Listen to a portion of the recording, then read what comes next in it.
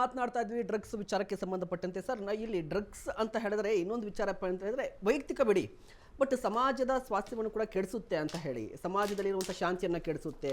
ಬರೀ ಅವರು ನೋಡಿ ಡ್ರಗ್ಸ್ ತೆಗೆದುಕೊಳ್ಳುವಂಥವ್ರು ಕಂಪ್ಲೀಟ್ ಆಗಿ ಅವರು ಮಾತ್ರ ಹಾಳಾಗೋದಿಲ್ಲ, ಇಡೀ ಸಮಾಜದ ಶಾಂತಿಯನ್ನು ಕೂಡ ಹಾಳು ಮಾಡ್ತಾರೆ ಅಂತ ಹೇಳಿ. ಸಮಾಜ ಅಂದರೆ ಯಾರು? ನಾವು ಪಾರ್ಟ್ ಆಫ್ ಸೊಸೈಟಿ ಅಲ್ವಾ? ಸೊ ಸಮಾಜದಲ್ಲಿ ಇರ್ತಕ್ಕಂಥ ಎಲ್ಲ ಎನ್ವೈರ್ಮೆಂಟಲ್ಲಿ ಇರ್ತಕ್ಕಂಥ ಎಲ್ಲ ವಸ್ತುಗಳು ನಾವೇನು ಬಯಸ್ತೀವಿ, ಏನೋ ಒಂದು ಹೆಲ್ತಿಯಾಗಿರ್ಬೇಕಂತ.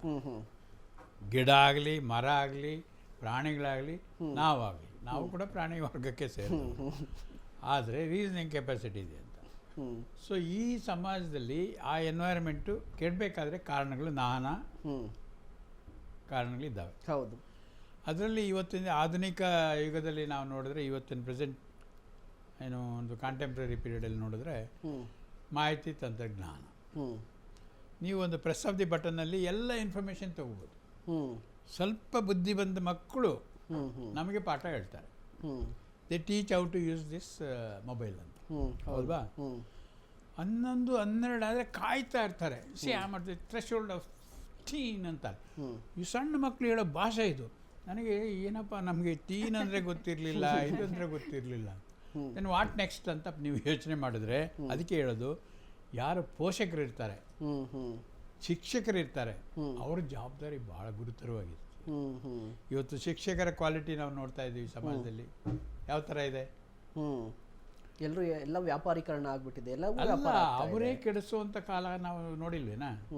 ಪೋಷಕರು ಟೈಮ್ ಇಲ್ಲ, ಎವ್ರಿಬಡಿ ಇಸ್ ಬ್ಯುಸಿ. ನಾನು ಬ್ಯುಸಿ, ಅಪ್ಪ ಬ್ಯುಸಿ, ಅಮ್ಮ ಬ್ಯುಸಿ, ಇನ್ಯಾರು ನೋಡ್ಬೇಕು ಅವ್ರಿಗೆ? ಇದು ಒಂದು ಭಾಳ ದೊಡ್ಡ ಸಮಸ್ಯೆ ಇವತ್ತು. ಆಮೇಲೆ ನಮ್ಮ ಕಾಲದ ಥರ ಈಗ ಜಾಯಿಂಟ್ ಫ್ಯಾಮಿಲೀಸ್ ಇಲ್ಲ. ಅಜ್ಜಿ ತಾತ ಇದ್ದಾರಾ? ಇಲ್ಲ. ಅಂಕಲ್ ಇದ್ದಾರಾ, ಆಂಟಿ ಇದ್ದಾರಾ? ಇಲ್ಲ. ಹೀಗೆ ನೋಡಿದ್ರೆ ಅವ್ರದ್ದು ಸೂಪರ್ವಿಷನ್ ಓವರ್ ದೆಮ್ ಕಡಿಮೆ. So they are left to themselves.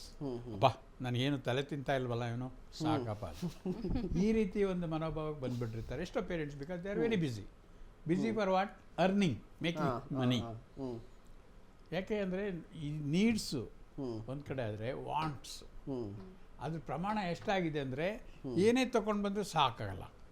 ಸಾಕಾಗಿದೆ ಅಂದರೆ ಇನ್ನೊಂದೇನೋ ನಾಳೆ ಚೇಂಜ್ ಆಗಿರುತ್ತೆ, ಇದನ್ನು ಬದಲಾಯಿಸಿ ಇನ್ನೊಂದು ತರಬೇಕು. ಈ ರೀತಿ ಇಲ್ಲ, ಮೇನ್ ತೃಪ್ತಿ ಇರೋದಿಲ್ಲ, ಇನ್ನೂ ಇರೋದಿಲ್ಲ. ಯಾಕೆ ಅಂದರೆ ನೋಡಿ, ಅದು ಅವನೇ ಹೇಳ್ತಾನೆ ಅದು ಓಲ್ಡ್ ಮಾಡಲ್ ಅಂತ, ಅವನೇ ಕೆಡಿಸ್ತಾನೆ. ಯಾರು ಪ್ರೊಡ್ಯೂಸರೇ, ಯಾರು ಮ್ಯಾನುಫ್ಯಾಕ್ಚರರ್ ಇರ್ತಾನೆ, ಅದನ್ನು ಮಾಡಲ್ ಚೇಂಜ್ ಮಾಡಬೇಕು. ನೀವು ಸಾಫ್ಟ್ವೇರ್ ಹಾಕ್ಸಿ, ಅವನು ಇಷ್ಟು ವರ್ಷಕ್ಕೆ ಇದು ಮಾಡಲ್ ಚೇಂಜ್ ಆಗಿದೆ, ಅಪ್ಗ್ರೇಡ್ ಮಾಡಬೇಕು, ಅಪ್ಗ್ರೇಡ್ ಮಾಡಿ, ಇಲ್ಲಾಂದರೆ ಅವನೇ ಬ್ಲ್ಯಾಕ್ ಮಾಡ್ತಾನೆ. ಸಿ, ಇವೆಲ್ಲದರಿಂದ ಅವನೇನು ಮಾಡಬೇಕು? He should also be prepared to face the consequences. ಜೊತೆಗೆ ಫ್ಯಾಮಿಲಿ ನಿಭಾಯಿಸಬೇಕು. ಅವನ ಆದ್ಯ ಕರ್ತವ್ಯ ಯಾವುದು? ಫ್ಯಾಮಿಲಿ ನಿಭಾಯಿಸೋದು. ಅದಕ್ಕೆ ಇವತ್ತಿನ ಜನ ಏನು ಹೇಳ್ತಾರೆ, ಮದುವೆ ಮಾಡ್ಕೊಳ್ತಾರೆ, ಅಲ್ಲಿ ತನಕ ಹೋಗ್ತಾರೆ, ಎಷ್ಟೋ ಕಷ್ಟಪಟ್ಟು ಪೇರೆಂಟ್ಸಿಗೆ ಸ್ಯಾಟಿಸ್ಫೈ ಮಾಡೋಕ್ಕೆ, ಮಕ್ಕಳು ಬೇಡ ಅಂತಾರೆ. ಇವತ್ತು ಮದುವೆನೇ ಬೇಡ ಅಂತ ಇದ್ದಾರೆ. ಈಗ ನೋಡಿ, ಒಂದು ಅಡ್ವಾನ್ಸ್ ಸ್ಟೇಜ್, ಮದುವೆನೇ ಬೇಡ.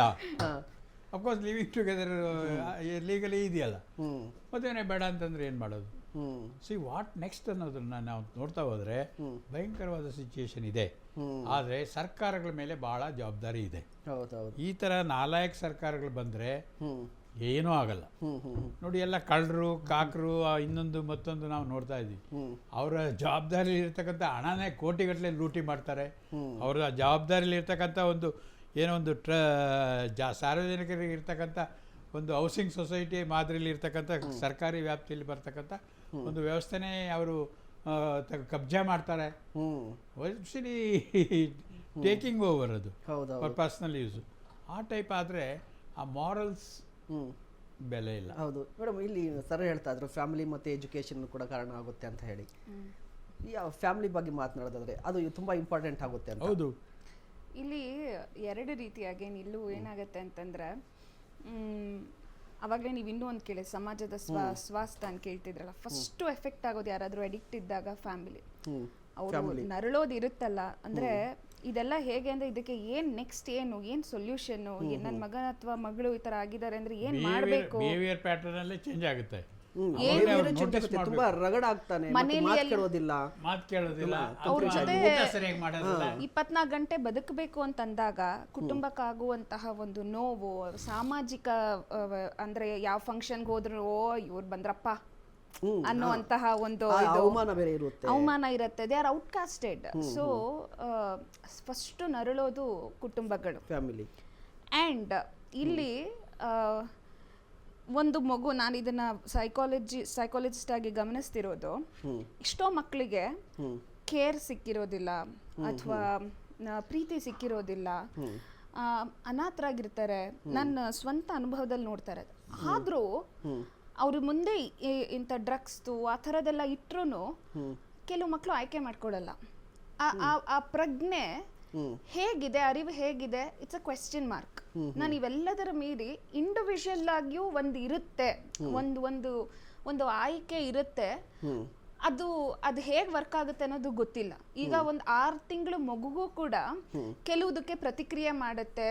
ಆಮೇಲೆ ಕೆಲವು ಟೇಸ್ಟ್ ಪ್ರಿಫರೆನ್ಸಸ್ಗಳು 6 ತಿಂಗಳು ಮಗುವಿಂದಾನೇ ಇರುತ್ತೆ. ಸೊ ಅದು 6 ತಿಂಗಳು ಮಗುಗೆ ಯಾರು ಹೇಳ್ಕೊಟ್ಟಿರೋದಿಲ್ಲ, ಇನ್ನ ಯಾರು ಇನ್ಫ್ಲೂಯೆನ್ಸ್ ಮಾಡ್ತಿರೋದಿಲ್ಲ. Already there is an intelligence in us. At the same time ತುಂಬಾ ಪ್ರೀತಿ, ಕಾಳಜಿ, ಸೆಕ್ಯೂರ್ಡ್ ಅಟ್ಮಾಸ್ಫಿಯರ್ ಎಲ್ಲ ಸಿಕ್ಕಿರೋ ಮಕ್ಕಳು ಕೂಡ ಅಡಿಕ್ಟ್ ಆಗಿರೋದನ್ನ ಕಣ್ಣಾರೆ ನೋಡಿದ್ದೀನಿ. So yes, including family, society, ಇವೆಲ್ಲದರ ಇನ್ಫ್ಲೂಯೆನ್ಸ್ ಜೊತೆಗೆ ಒಂದು ಕ್ವೆಶ್ಚನ್ ಮಾರ್ಕ್ ಇದೆ. ಅದು ಆ ಇಂಡಿವಿಜುವಲಿನ ಒಂದು ಸೃಷ್ಟಿ. So much of questions. ಇನ್ನ ಒಂದು ಮನುಷ್ಯನ ಮನಸ್ಸಿನ ಬಗ್ಗೆ ತೀವ್ರವಾಗಿ ಕಂಪ್ಲೀಟ್ ಆಗಿ ತಿಳ್ಕೊಂಡಿರೋಂಥದ್ದು ಆಗಕ್ಕೆ ಸಾಧ್ಯ ಆಗಿಲ್ಲ. ಸೊ ಆ ಆಯ್ಕೆ ಏನ್ ಇನ್ಫ್ಲೂಯೆನ್ಸ್ ಮಾಡುತ್ತೆ? ಕೆಲವ್ರ ಮುಂದೆ ತಂದಿಟ್ರು ನೋ ಅಂತ ಹೇಳ್ತಾರೆ, ಕೆಲವರು ಏನೋ ಮಾಡಿದ್ರು ಅದು ಹೆಂಗೋ ಅವ್ರ ಹತ್ರ ಅದು ಸೆಳ್ಕೊಂಡು ಹೋಗುತ್ತೆ. ಸೊ ನಾನು ಇಂಡಿವಿಜುವಲ್ ಲೆವೆಲ್ ಇಂದಾನೆ ಫಸ್ಟ್ ಸ್ಟಾರ್ಟ್ ಮಾಡ್ತೇನೆ. ನಂತರ ಡೆಫಿನೆಟ್ಲಿ ಎಸ್, ಅತಿ ಪ್ರೀತಿ ಕೊರತೆ, ಅತಿಯಾದ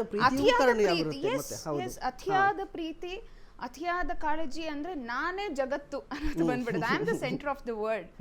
ಆವಾಗ ನಾನ್ ಮಾಡಿದಲ್ಲ ಸರಿ. ಪ್ರೀತಿಯ ಕೊರತೆ, ಪ್ರೀತಿನೇ ಇಲ್ಲ ನಾನು ಯಾರಿಗೂ ಬೇಕಾಗಿಲ್ಲ, ಸರಿ ಹೆಂಗಾಗುತ್ತೋ ಹಂಗ್ ಮಾಡಿ. ಇವೆರಡು is a very danger thing. ಯಾವತ್ತು ಬುದ್ಧ ಹೇಳಿದ್ರಲ್ಲ ಮಧ್ಯದಾರಿ, ದಟ್ ಇಸ್ ವೆರಿ ಇಂಪಾರ್ಟೆಂಟ್. ಒಂದು ರೂಲ್ಸ್, ನಿಗಾ, ಸೂಪರ್ವಿಷನ್, ಸರ್ ಹೇಳಿದ್ರಲ್ಲ, ಜೊತೆಗೆ ಬೌಂಡ್ರಿಯಲ್ಲಿ ಫ್ರೀಡಮ್. ಆಯ್ತು, ನೀನ್ 6 ಗಂಟೆವರೆಗೂ ಓಕೆ ನಿನ್ ಫ್ರೆಂಡ್ಸ್ ಜೊತೆ, ಬಟ್ 6 ಗಂಟೆ ಇಸ್ ದ ರೂಲ್, ನಿನ್ ಮನೆಗೆ ಬರ್ಬೇಕು. ಈಗ 6 ಗಂಟೆ ಕಂಡೀಷನ್ ಇದೆಯಲ್ವ ಸರ್, ಇದು 6 ಗಂಟೆ ಕಂಡೀಷನ್ ಅಂದ್ರೆ ಅಲ್ಲೂ ಕೂಡ ಗಲಾಟೆ ಶುರುವಾಗುತ್ತೆ ಅಂತ ಹೇಳಿ, ಫ್ರೀಡಮ್ ಇಲ್ಲ ಅಂತ ಅಲ್ಲಿಂದ ಶುರುವಾಗುತ್ತೆ ಅಂತ ಹೇಳಿ. ಬರೀ ಈಗ ಡ್ರಗ್ ತಗೊಂಡು ಹೊರಗಡೆ ಸುತ್ತಾಗೋದು ಜೊತೆಗೆ ಮನೆಯಲ್ಲೇ ಡ್ರಗ್ ತಗೊಳ್ಳೋರು ಕೂಡ ಇರ್ತಾರೆ ಅಂತ. ಮನೇಲಿ ಅವ್ರ ರೂಮಲ್ಲಿ ಡ್ರಗ್ ತಗೊಂಡು ರೆಸ್ಟ್ ಮಾಡುವಂಥದ್ದು ಮನೇಲೇ ಇರ್ತಾರೆ. ಅದು ಕೂಡ ಒಂದು ಕೇಸ್ಗಳಿರುವಂಥ ಸಾಕಷ್ಟು. ಡ್ರಗ್ ಅಡಿಕ್ಟ್ ಆದ್ಮೇಲೆ they should have A proper close supervision. C, ಮಕ್ಕಳು ಇವತ್ತು ನಾವು ನೋಡಿದಾಗೆ ನಮ್ಮ ಕಾಲದ ಥರ 7-8 ಮಕ್ಕಳು ಇಲ್ಲ. ಒಂದು ಮಾಡಿದ್ರೆ ಪಾಪ ಏನೋ ಕೈ ಮುಗಿತಾರೆ, ಅಪ್ಪ ನಮ್ಮ ವಂಶ ಉದ್ಧಾರ ಮಾಡಿದೆ ನೀನು ಅಂತ. ಆದರೆ ಆ ಒಂದು ಮಗುನೂ ಕೂಡ ಕೆಲವರು ಎಷ್ಟು ಕಾಳಜಿ ಮಾಡ್ತಾರೆ ಅಂದರೆ, ಅವರೆಲ್ಲ ಹೊರಗಡೆಯಿಂದ ಓದ್ಕೊಂಡ್ಬಂದಿರ್ತಾರೆ, ಎಲ್ಲ ಮಾಡಿರ್ತಾರೆ, ಅವ್ರ ಕಷ್ಟ ಸುಖ ನೋಡಿರ್ತಾರೆ ಅಲ್ಲಿ ಮಕ್ಕಳು ಹೇಗೆ ಕೆಟ್ಟಿರ್ತಾರೆ ಹೇಗೆ ಅಂತ. ಆಗ ಅವರು ಒಳ್ಳೆ ಯಾವುದಾರ ಸಾಫ್ಟ್ವೇರ್ ಇಂಡಸ್ಟ್ರೀಸಲ್ಲಿ ಕೆಲಸಕ್ಕೆ ಹೋದರೆ ಒಳ್ಳೆ ದುಡ್ಡು ಸಂಪಾದನೆ ಮಾಡ್ಬೋದು. ಹೌದು, ಅವ್ರ ಗಂಡನೂ ದುಡಿತಾ ಇರ್ತಾನೆ, ಇವಳು ದುಡಿಬೋದು ಅಂತ. ಆಗ ಏನು ಮಾಡ್ತಾಳೆ ಅವಳು, ನಿಜವಾಗಿ ಬುದ್ಧಿವಂತೆ ಆದರೆ ಹೆಂಡತಿ ಶಿ ಸ್ಯಾಕ್ರಿಫೈಸಸ್. ನಾನು ಕೆಲಸಕ್ಕೆ ಹೋಗಲ್ಲ, ಮಗು ಮಾಡ್ಕೊಳ್ತೀನಿ. ಎಷ್ಟು ದಿವಸ? ಅಟ್ಲೀಸ್ಟ್ ಅವ್ರಿಗೊಂದು 6-7 ವರ್ಷ ಆಗೋದು. ಆಮೇಲೆ ಕೂಡ ಕೆಲಸ ಮಾಡಬೇಕಾದ್ರೆ ಒಂದು ರೀತಿ ಮೈಂಡ್ ಸ್ವಲ್ಪ ಮಟ್ಟಿಗಾದ್ರೆ ಡೆವಲಪ್ ಆಗಿರುತ್ತೆ, ಫುಲ್ಲಿ ಡೆವಲಪ್ಡ್ ಅಲ್ಲ ಅದು. ಆ ಕ್ಯೂರಿಯಾಸಿಟಿ ಇದ್ದೇ ಇರುತ್ತೆ ಅದಕ್ಕೆ. ಆವಾಗ ಜೊತೆಯಲ್ಲಿ ಓಡಾಡ್ಬೋದು ಅವರು. ಸರ್, ಕೊನೆಯದಾಗಿ ಮೋರ್ ಟೈಮ್ ವಿತ್ ಕಿಡ್ಸ್. ಅದು ಕೊನೆಯದಾಗಿ ಬರೋದಾದ್ರೆ, ಈಗ ಈ ಎಲ್ಲ ಘಟನೆಗಳಿಗೂ ಈ ಡ್ರಗ್ಸ್ ಮಾಫಿಯಾ ಬೆಳೆಯಲಿಕ್ಕೂ ಸರ್ಕಾರ ಕೂಡ ಕಾರಣ ಆಗಿರುತ್ತಾ ಅಂತ ಡೈರೆಕ್ಟ್ ಆಗಿ? ಇಚ್ಛಾಶಕ್ತಿ ಕೊರತೆ ಇದ್ದು ಕಾಣುತ್ತೆ ಅಂತ. 100ಕ್ಕೆ 100 ಇಚ್ಛಾಶಕ್ತಿ ಕೊರತೆ ಇದ್ದೇ ಇದೆ, ಇಲ್ಲ ಅಂತ ಹೇಳೋದಿಲ್ಲ. ಆ ಇಚ್ಛಾಶಕ್ತಿ ಕೊರತೆ ಎಲ್ಲಿ ಇದೆ ಅಂತ ನಾವು ನೋಡ್ತಾ ಇದ್ರೆ, ಸ್ವೇಚ್ಛಾಚಾರವಾಗಿ ನೀವು ಲೈಸೆನ್ಸ್ ಕೊಡ್ತೀರಾ, ಇದು ಇಷ್ಟು ಪ್ರಮೋಟ್ ಮಾಡ್ತೀರಾ, ಯು ಆರ್ ಪೀರಿಯಡ್ ಆಫ್ ಏನೋ ಸೇಲ್ಸ್ ಈಸ್ ಇನ್ಕ್ರೀಸ್ಡ್ ಅಂತೀರಾ. ನಾನೇ ಒಂದ್ಸರಿ ಡೆಲ್ಲಿಗೆ ಹೋದಾಗ ನಾವು ನೋಡಿದ್ವಿ, it was a rationing like, ಇಷ್ಟೊತ್ತಿಂದ ಎಷ್ಟೊತ್ತಿಗೆ ಈ ಶಾಪ್ ಓಪನ್ ಆಗಿರುತ್ತೆ, ಆಮೇಲೆ ಮುಚ್ಚಿಬಿಡುತ್ತೆ. ಕ್ಲೋಸ್ ಅಂದ್ರೆ ಕ್ಲೋಸ್, ದಟ್ಸ್ ಓನ್ಲಿ ಬಿಸ್ನೆಸ್. ಒಂದ್ಸತಿ ಗೋವಾಗೆ ನಾನು 1 ತಿಂಗಳು ಸ್ಪೆಷಲ್ ಡ್ಯೂಟಿ ಹೋಗ್ಬೇಕಾಯ್ತು. ಆಗ ಹೋದಾಗ 3 ಗಂಟೆಗೆ ಹೋಗಿದ್ದೀನಿ ಊಟ ಮಾಡೋಣ ಅಂತ ಹೋದರೆ ಅವನು ಓನರು ಒಂದು ಪೆಗ್ ಹಾಕೊಂಡು ಕೂತ್ಕೊಂಡಿದ್ದಾನೆ, ತಿಂತಾ ಇದ್ದಾನೆ.